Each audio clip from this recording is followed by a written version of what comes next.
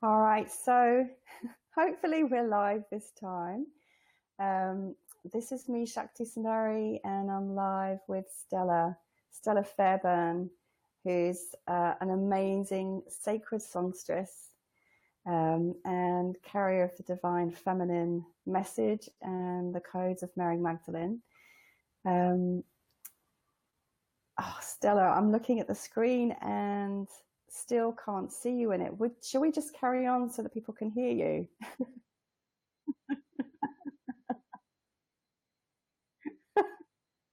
Yeah. So if anyone's watching this now, can you just let me know if you can hear both of us? Um, yep. Um, you did click on the things when you came in, didn't you, this time? On the yeah. Okay.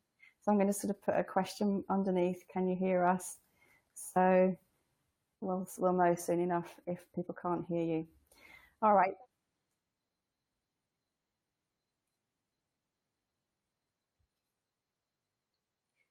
We can download it, so it's downloadable.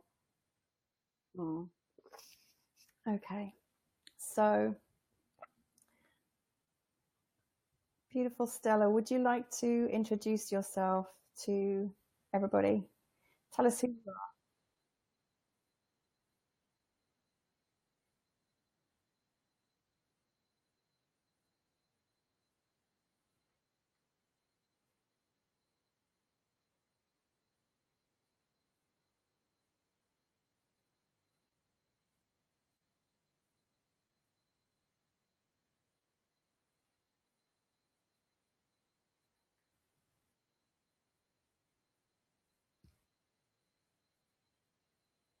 Hmm.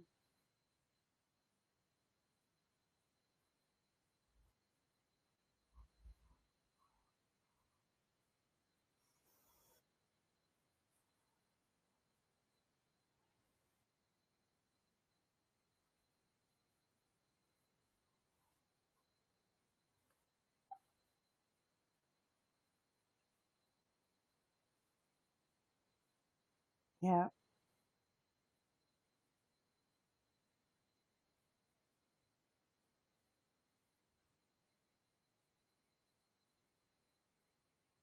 yeah, just all about the heart as well. So, I had the privilege to hear you sing in the Cheddar Caves recently with Craig and Carmen, and it was incredible. And I had only in the last year or two, I suppose, have I become aware of light language myself. So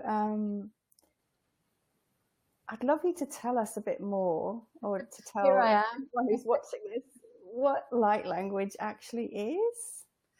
Certainly. Well, it's it depends how out there you want to go with what light language is. But all I can tell you from my own experience is that it is the language of the heart, and for me, the heart is a really important part of the human design because it has a huge capacity to love, probably one of the strongest forces to love in this universe. And when we come down into the heart and we express from that place, it really does touch others. It has the ability to speak, even though the words and the sounds coming out of my mouth might have a resonance, if you like. It bypasses the logical mind. So it doesn't engage the left brain, it engages the right brain and it engages the heart. And I've heard many people talk about it. And, for me, when I'm singing in the language of light, I'm in no mind. I come Right. out of this left hand side of the brain and I drop my awareness into my heart. And I see that as a communication, if you like, technique to bypass the ego and the intellect. Because the intellect is very much something in a patriarchal society that we've all had to experience, shall we say. Mm. So, for the ancient Egyptians, for instance, it was an ancient multidimensional communication tool Mm. where it was directly anointing and speaking from the heart to the heart. Um, but for me, it's the vibration and resonance of the divine feminine. And what's really interesting is that the Cathars used to speak this language in a thing they called it the Consolamentum. And they were very well versed with the stars. I mean, they built Montségur to be in the shape of the Bootes constellation, of which the one? Bootes, Bootes, Bootes constellation. And the main star in that constellation is Arcturus. And Okay. so they've created hymns to these different stars and things. So they kind of knew, they had a handle on galactic history and everything else. So they were bringing all of this energy down through the Consolamentum. And of course, then the Catholic Church came in, and it was very powerful what they were doing. And then, it was like, well, if you're caught doing this, it's the death penalty. Which is, something that has been something we've experienced in this patriarchal time that is coming to a close, I'm pleased to say, and coming more into balance.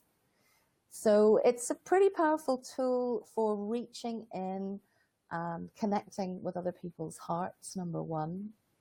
And number two, it's a very powerful way to talk to the water in the body. And the water in our body is where a lot of our memories stored. Water has a tremendous capacity to store memory. So I work a lot with the language of light for people who are trauma victims, and the trauma tends to get stuck in the cells through the water memory. And in the frequency that I use, it's 432 hertz. So the tuning I use is actually ancient tuning. And for me, it's totally aligned with the harmonics of nature and the grand design of this universe. So I'm really kind of pulling in all the elements, if you like, when I'm working with this frequency and working with the language of light. Wow, I'm a bit I'm a bit overwhelmed with everything that you've just said, because it's kind of gone from tuning into the heart and the divine feminine, and you've talked about constellations, you've talked about nature. There's so much to this, and then you've also gone on to mention how it's a healing frequency as well. I guess because I'm trying to sort of ask you questions so that an ordinary person who's never heard this before or never experienced it before would be able to really get a sense of what it is. So, for example, when you first started talking about how this is just the most natural thing to make these sounds from the heart, I was thinking, oh gosh, is that the same then as what I used to do when I was a little girl and I used to speak double Dutch? Right, this is it. I used to do that all the time. I used to be, I'd be speaking double Dutch with my friends, and we would just do it quite spontaneously and naturally all the time. Is it something like that, or is it something a bit more than that? Because you've hit the nail on the head, Shakti, there, because my daughter and I used to speak it when she was about 2 or 3, before she was doing the dada and the mama. She had a bit of a vocabulary, but I thought I'll just try this, and we had this incredible dynamic, talking together like this. And I was about 3 or 4 myself when I used to, being an only child, I locked myself in my parents' bathroom and would make all these incredible sounds and tones, and I loved the resonance of the tiles, in the bathroom. Yeah. And they I think they sort of scratched their head and thought, what the heck have we got here, because I'd be making all these really weird tones and sounds and speaking in the language of my heart. And that is exactly what it is. And it's, as they say, to enter the kingdom of heaven, we have to have the eyes of a child. And it's that pure innocence that we have at that age, where we're totally fearless. We don't know what judgment is, and we're speaking our own little language. And to some extent, that there's an awful lot more to it, but the human being has an incredible capacity to do this. We can all do it, and we probably all have. That was another question then. Is it something that you need special preparation for? Do I need to sit and meditate for hours? Do I need to tune into the galactic star system? Do I need to be gifted in any particular way? Or is it literally just a sense of like, sit, open my mouth and trust whatever comes out? Very much so. And also what I say to people is meditation can really help, because it helps you get into no mind. You know, it's about getting yourself out of the way, getting the ego out of the way, the predictive thought programming, all that stuff, and coming down into the heart awareness, you know, dropping yourself down through meditation into the heart space and then speaking from that place. And that's a lot of the work I teach with Voice of the Heart is exactly that, dropping down into the heart and connecting the heart and the high heart and the throat together, and then speaking from that place and singing from that place. So we all have the ability to do that. We definitely do. Okay. This is like so opening. And you also mentioned Egypt. You mentioned that. So what's your connection with Egypt? Well, Egypt's a very powerful place, and I think a lot of us have a history there. So it's a wonderful place to visit. It does, you know, the temples hold resonance and frequencies that are still there from the original time, shall we say. So it's a very powerful place to go back and remember. And much like we have sacred sites all over this world, especially here in Ireland, you know, we have the stone circle every 50 yards kind of situation. But in Egypt, you have the same kind of energy, but you have the temples, which hold so much memory. And for people to revisit Egypt, you know, they very much revered the heart. The ancient Egyptians, when they were embalming their gods and goddesses or their kings and pharaohs and queens, you know, they pulled the brain out through the nostrils and put it in the bin. And the heart was removed, and a whole ceremony over days was taken to embalm the heart and preserve the heart, because they were a very heart-led civilization, shall we say. And they knew the power of the heart, they knew the power of the heart field and how to live in harmony. And again, we've lots of ancient cultures and civilizations that people talk about, like Lemuria or Atlantis or whatever. And whilst we don't necessarily have that much evidence-based findings or proof thinking around that time, it's a very much a feminine, intuitive memory. And, you know, we knew how to live in harmony. And that really, I think for me, through my music, is what I'm trying to convey, is all the wisdom of those ages brought into harmony and then, you know, sung out in our own language. Do you have memories yourself of past lifetimes using this language or being a priestess? Yeah, I feel that we're kind of drawn, aren't we, in this life? I always see this life like a spiral of consciousness. So if you imagine Egypt being right at the middle of the spiral, we kind of go outwards and we travel outwards on this spiral. And now, if you like, we're on the outer ring of this spiral. And there are certain situations in this life that have come up that have been incredibly challenging and testing for me. And the only way I've managed to get through them is to meet them with love, first of all. That's the first key for me. And also to try and remember, you know, what it was at the time and pull off that ancient wisdom. And I've remembered that in certain key periods or milestones in this life. And what it does is it allows me to draw strength from that place, wherever that place is, that's not part of me. So we have this incredible strength on tap, if we like, that comes from somewhere else. For me, I would call that the Christ consciousness heart. So if I'm in a place where I'm being particularly challenged or in a traumatic situation or a very difficult situation to deal with, then I would draw off the strength and the unconditional love to meet whatever that challenge is now in this present day with that energy. And it's quite incredible what can be done, you know, where you think you are being pushed to the edge and you think you have no more strength left, and all of a sudden you get this huge upsurge of strength, and you realize it doesn't come from you or me, it comes from somewhere completely different. And it's a bit like the consciousness argument as well. You know, people say, is consciousness inbuilt? And somebody said, well, it's a bit like trying to find a radio presenter inside a radio or a transistor radio. You know, the consciousness is coming from outside of the vessel. So it's about tapping into that and having faith and trust that that stream of love is there. And then through those challenges and that spiral and through those ancient memories that we're just talking about, becomes a place where you have the opportunity to step up into what I would call exalted love. And exalted love is one of the most powerful forces we have in this world that we live in. And there's three ways to get there that are very difficult to do. The first way is to die to truly live.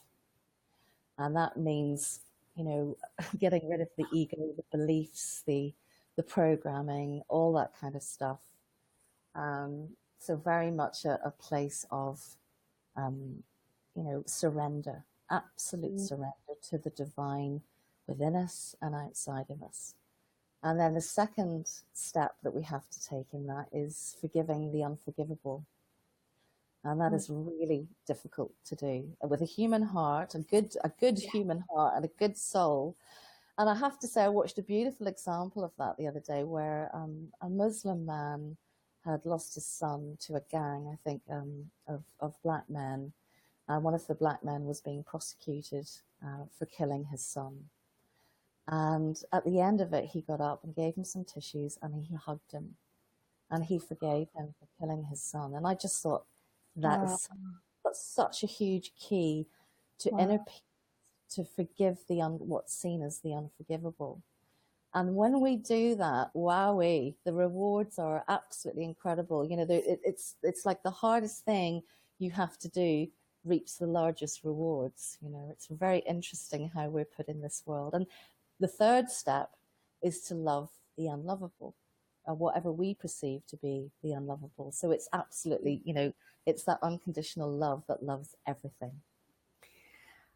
So I've got to ask you about all of this, because this sounds, you know, extraordinarily beautiful and a bit of a distance away from how most of us live most of the time or some of the time. So I feel, you know, I feel my own heart's longing to be in that place all the time. And I know I'm not there all the time. And how do we make that, how do we bridge the gap? You know, just to say, for example, forgive the unforgivable. You know, it's not as simple as just saying, all right, I'm going to forgive it then, is it? It's really not.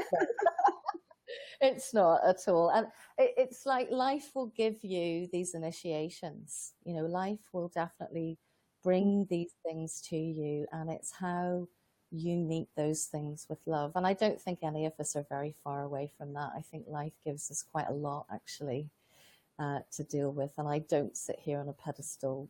You know, I sit here as an equal with you, Shakti, and I sit here as an equal with everybody else. And even when I'm teaching my students, I sit on the floor with them, and we are all each other's teachers, because we're all having different levels of experience. And life definitely you know, the minute we're pushed out through the birth canal into this life, that's a challenge, you know, and how we deal with that at a psychological level when we're older or whatever, you know. And then our first wounded separation of the umbilical cord being cut. And then this amazing symbiosis that we have with the mother and child bond, you know, is so important. And, you know, then we see how we're born into this world and how we cope with it and how well we cope with it. But for me, those three keys are it's the entryway into the Sacred Heart.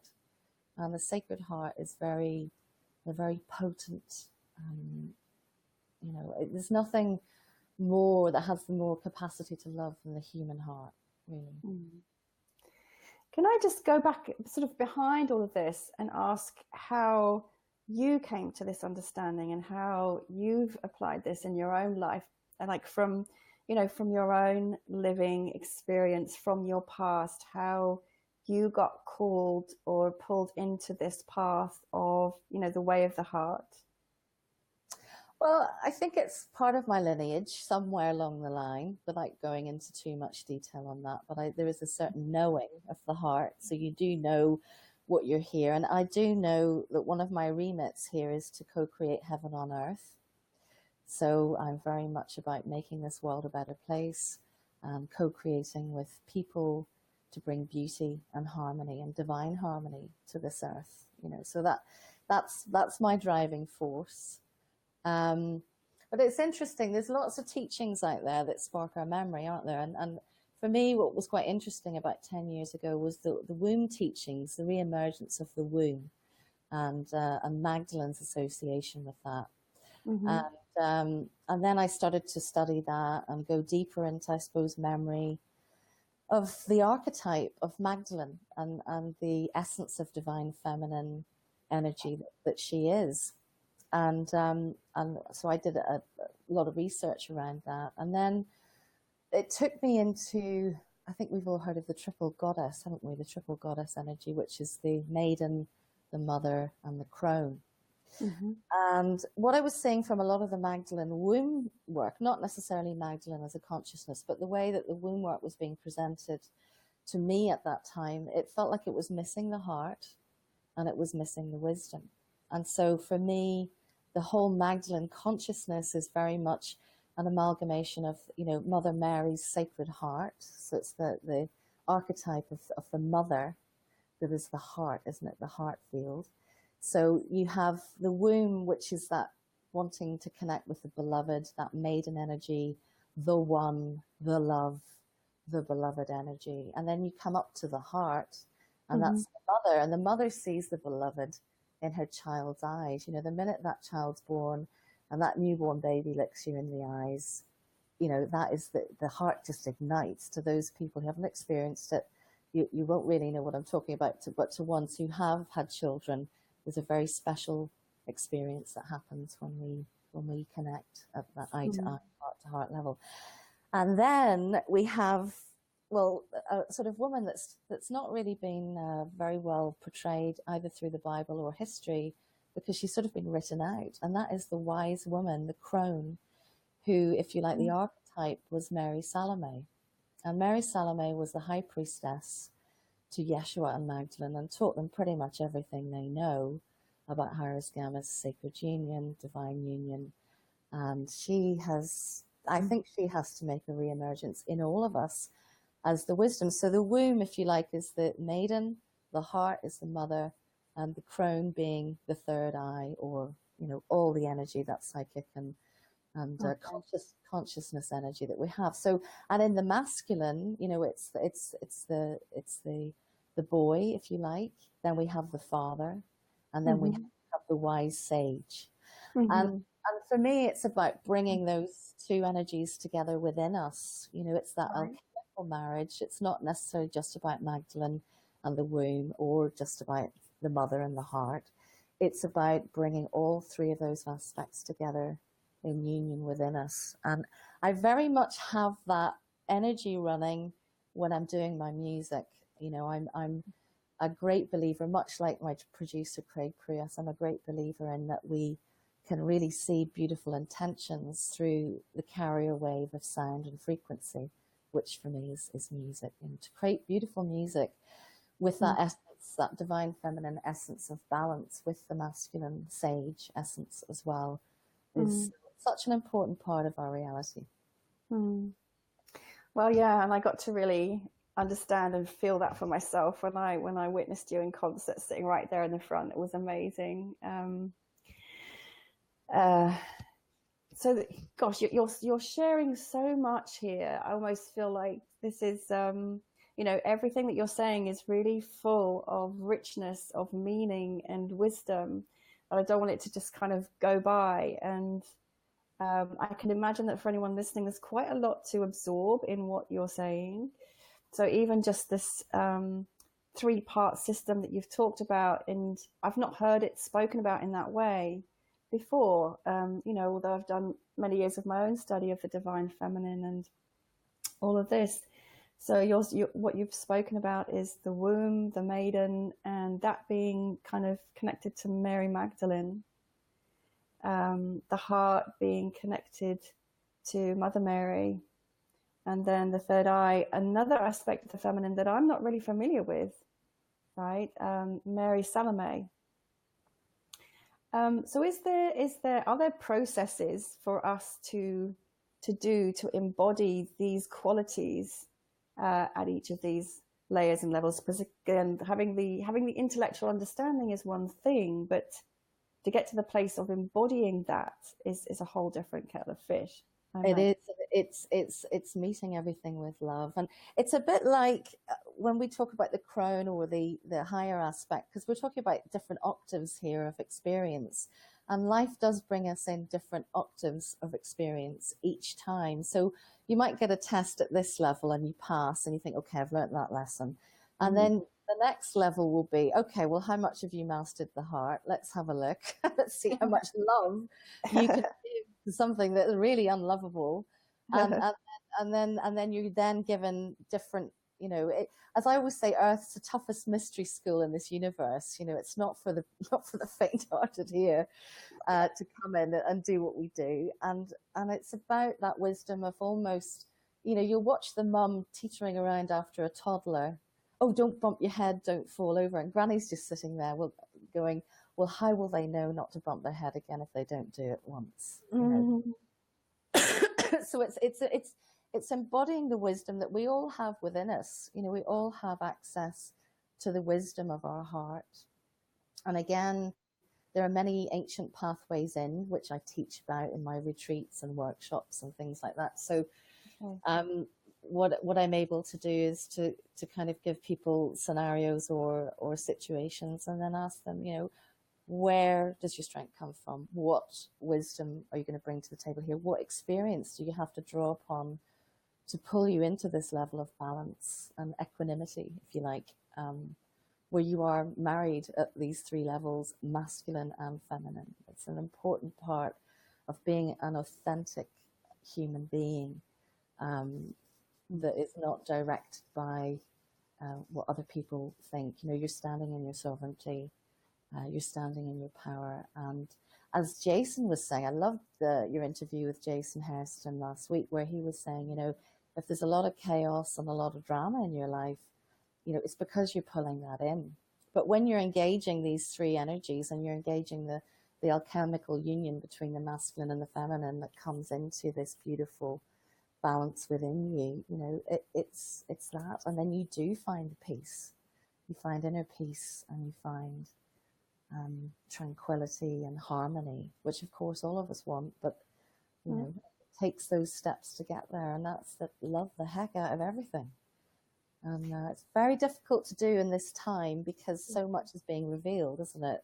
Much more so than I think we ever thought we'd ever see. And that's I'm sure that's bringing you to another question. Yes, I'm like bursting questions now, and I don't know which way to go, because it's like two ways. One is just kind of a bit of a personal aside, I suppose, which is when I did my Priestess of Love initiation. When I was being initiated, what the High Priestess, as it were, said to me was, she was embodying the goddess and looking me in the eyes, and she was saying to me, "Are you ready for this?" When you make this vow, your heart is going to be broken.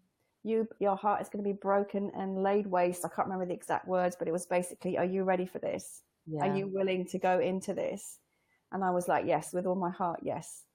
And I said yes with all my heart. I meant it with all my heart. And then, of course, more has happened, which has completely, devastated me, and yet also opened me more than I could ever have known. If I'd have known what was coming, I might not have said yes. Well, I would have said yes because it's my calling. So, I, like you, I feel I have no option.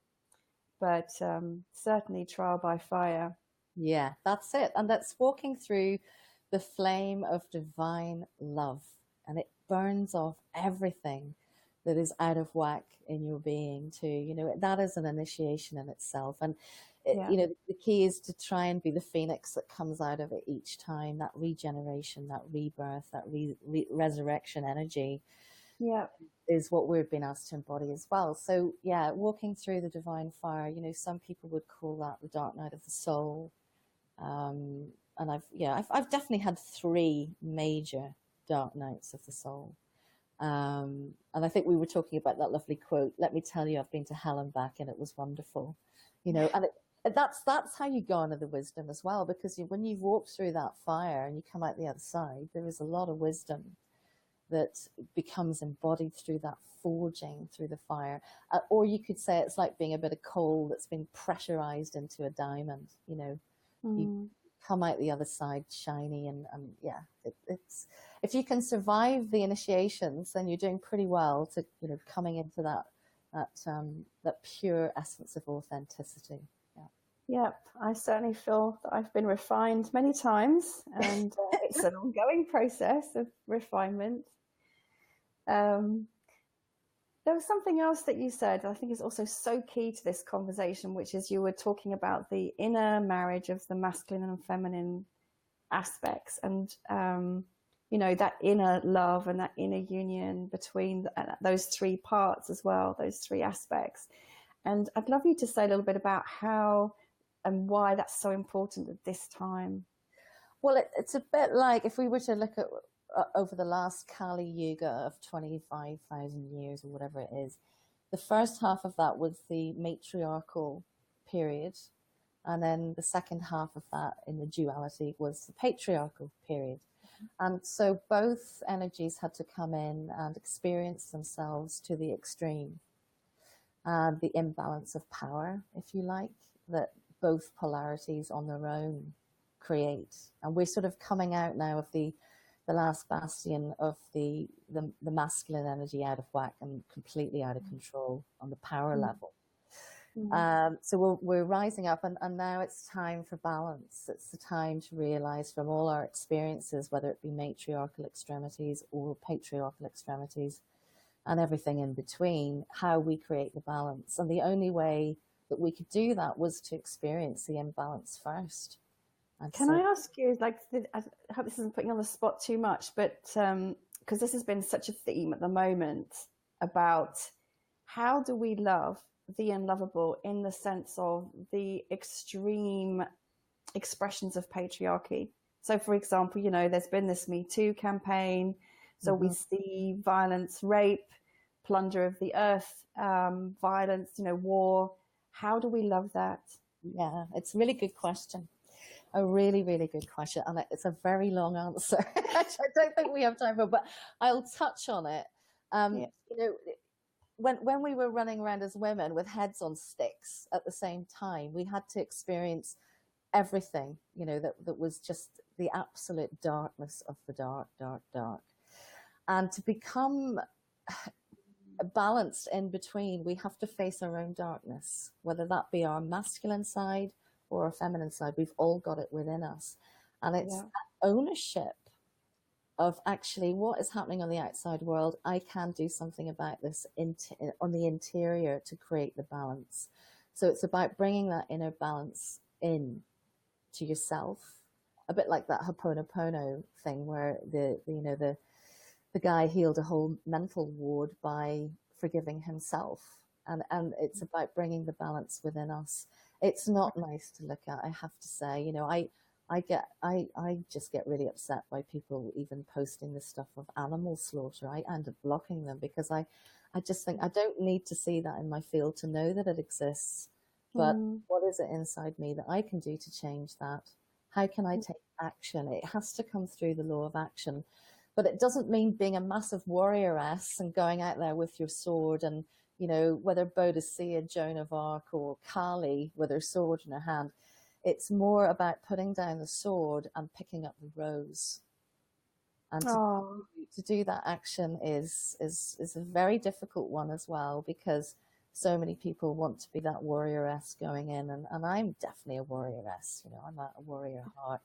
But when I learned to pick up the rose and have that rose, you know, apply love to those hideous, horrendous situations, they changed, because what happens is unconditional love, and that rose in our heart has the ability to change our reality into love.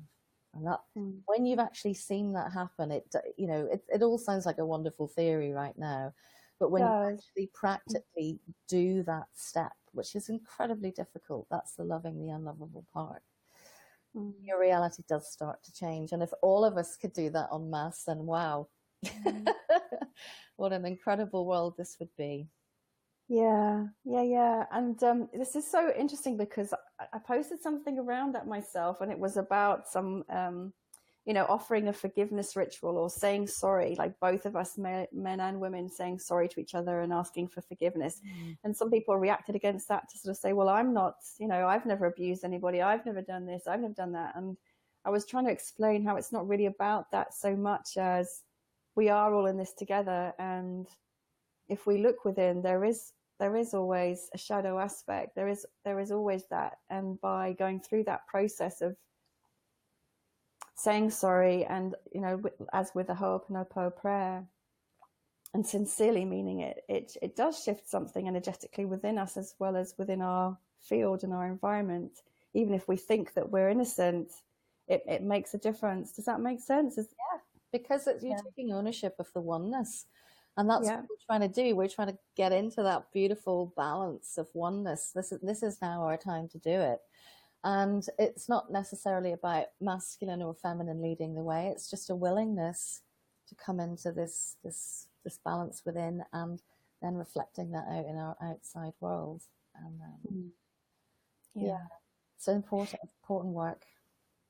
Stella, could you say a little bit more about your connection with Mary? I'm just looking at the time, and I really would love to hear a bit more about how you came by your connection with Mary Magdalene. And you did this beautiful, super powerful recording of the Magdalene codes in France.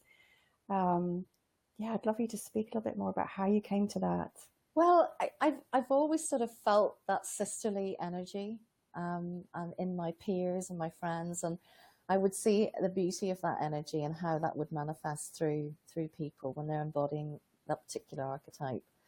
And the inspiration for me was to go back to France, where she landed, and after the crucifixion and everything else of the story, should we say. But for me, it's very much a consciousness. It's an energy and a consciousness of the divine feminine, which has been through all the stages we've just been talking about. So, it's a high initiate wisdom, if you like. And so the motivation for me to go back to France was to go and see the way of love, see the places of beauty that she brought the teachings of the way of love to. And so for anyone just who's watching this who doesn't know, the story goes that Mary Magdalene came to France after the crucifixion, right? That's right. Yeah. So we went to Galamus Cave and we recorded there. We went to Rennes-le-Château Church, which is sort of very connected to the Magdalene, and we recorded there. A whole pile of us just walked in of people on this path and opened their mouths and sang in 432 hertz and created the most incredible sound resonance. So that is coming out as a single actually on the 12th of December. With an activation as well, like the first one that we put out in August, which was Galamus Cave.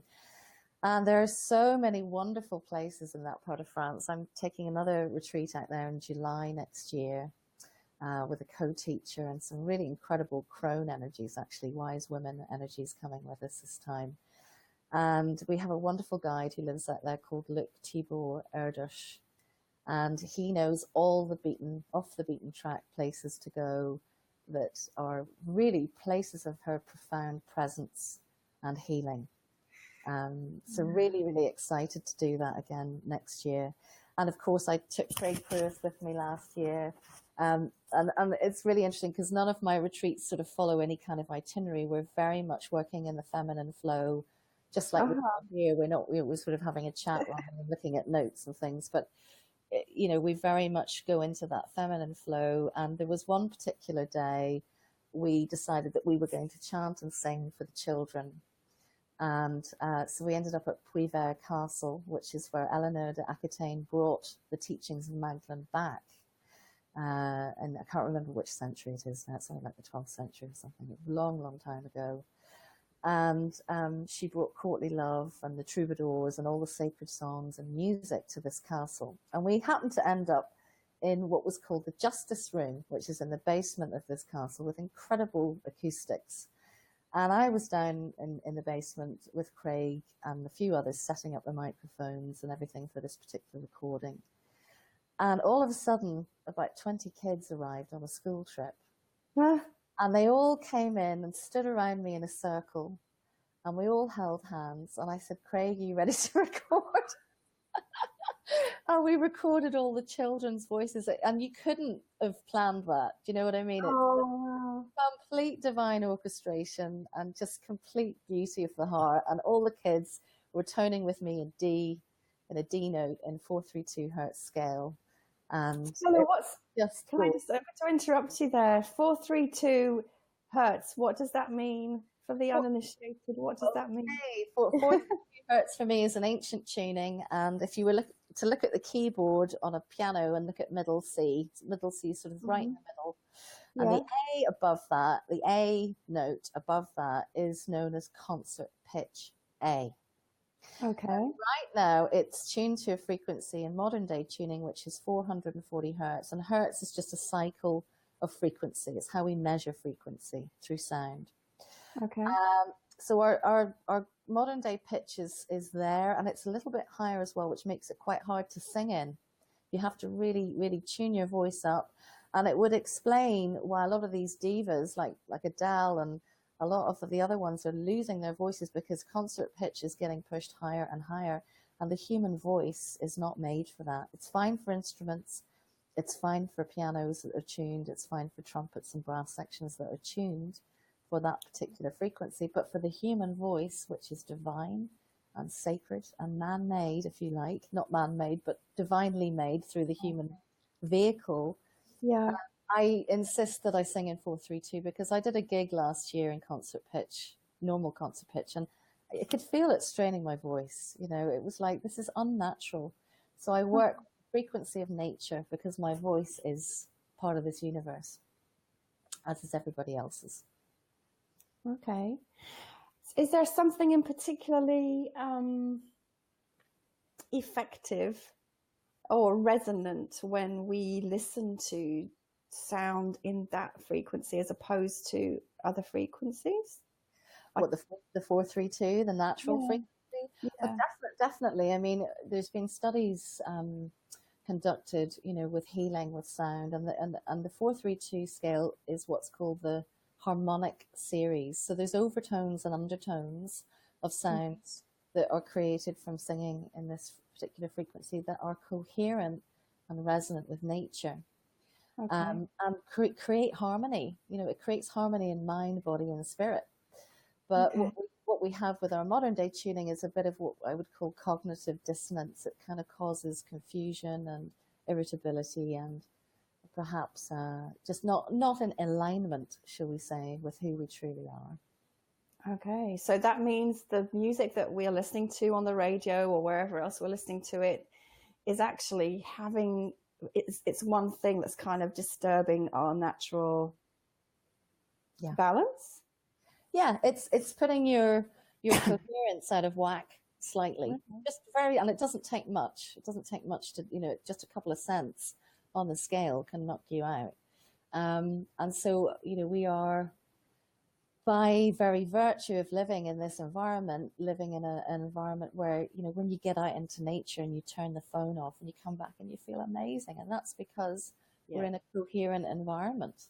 When we're listening to, you know, death metal music or something like that, you know, it's like, no, that's sort of anti-life, isn't it, in the wrong frequency. Even good music in the wrong frequency can still create the dissonance, you know, that slight irritability and a feeling of being off whack, such. So we do live in a digital soup. There's no doubt we live in a digital soup. And what I do with my music is I bring nature back into people's coherence. I bring that nature through the sound. We haven't really talked about your sound healing, but I guess this takes us into that.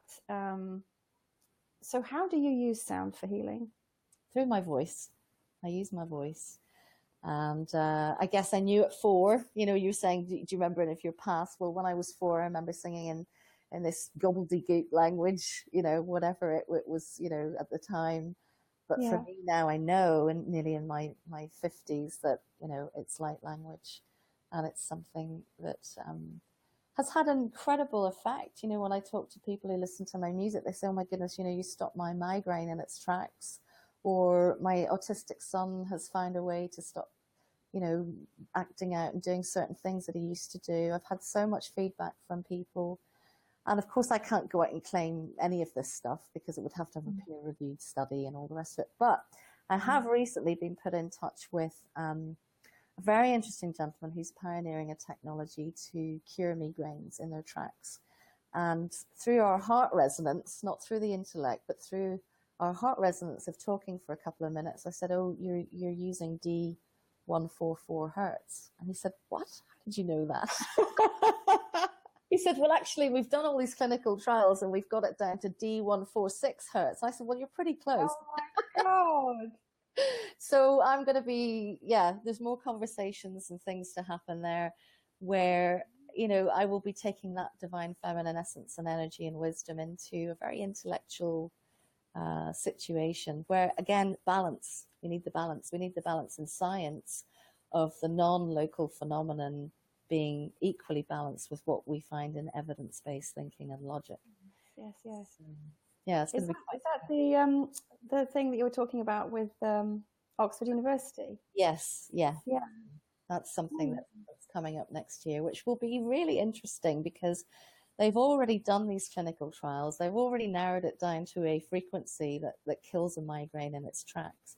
And what's happening, you see, with those frequencies in nature, and also with the language of light or the nonsensical language to the brain, is it's bypassing and resetting the brain back to our divine blueprint and back to our frequency of nature within us.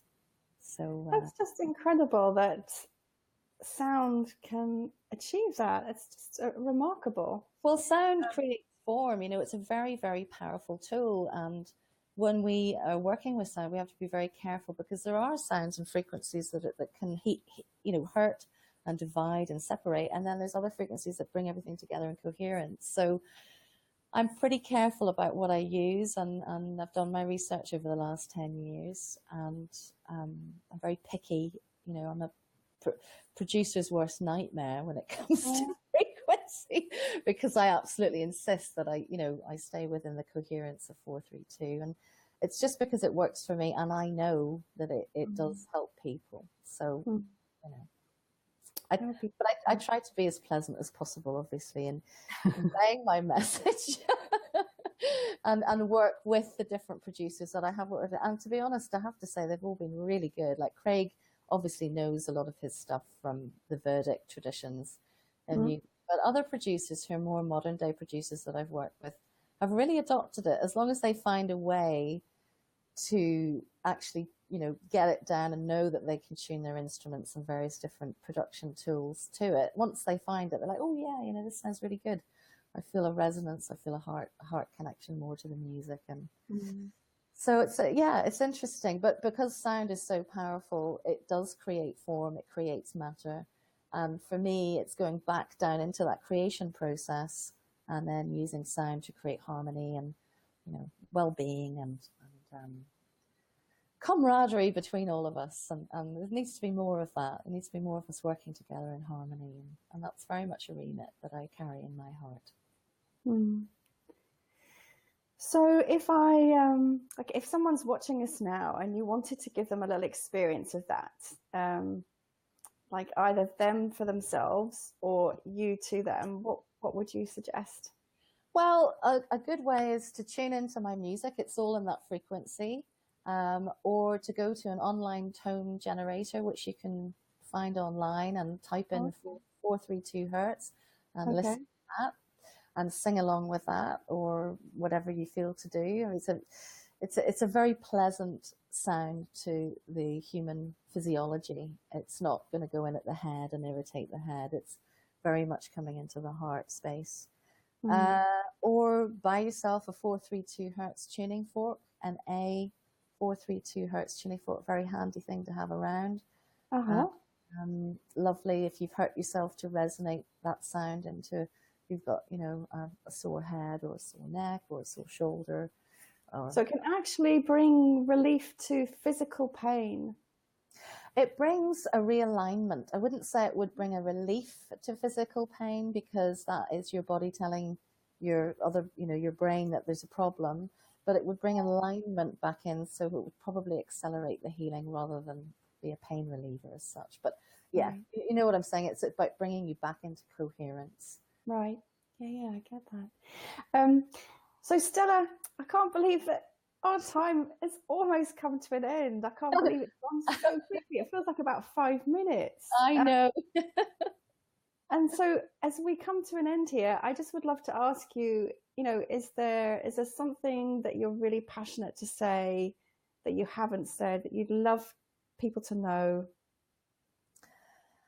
Gosh, well, I mean, we're coming into a time now where we really do need to think about, the universal laws. I think I posted those the other day. Yes. That's a code to live by, and maybe you could repost them after this. Post them below. Yeah. Because, it is about collaboration, not competition. It's about, lifting others up so that we may be lifted up too. It's working in harmony with our brothers and sisters. And again, allowing love to lead the way, and being very forgiving in the human experience that we've had so far.